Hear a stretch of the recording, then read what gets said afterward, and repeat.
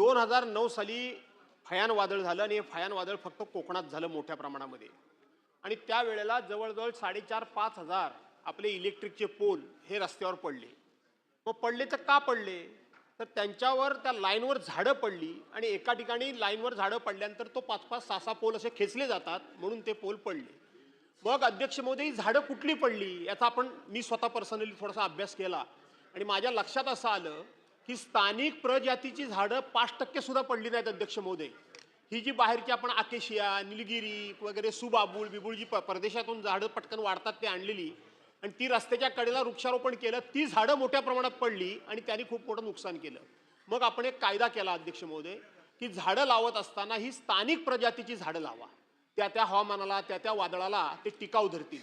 त्याच्यानंतर पुन्हा तो कायदा आज इथं अजितदादा नाईक सभागृहामध्ये पुन्हा एकदा चर्चा झाली आणि तो कायदा कन्फर्म झाला. आणि म्हणून माझी विनंती एवढीच आहे की त्या त्या ठिकाणची स्थानिक प्रजातीची झाडं लावा की जेणेकरून ते वादळ येईल, वारा येईल, पाऊस येईल, या सगळ्याला तग धरतात, टिकाव धरतात. अशा प्रकारची माझी विनंती आहे. याचा विचार आपण कराल का?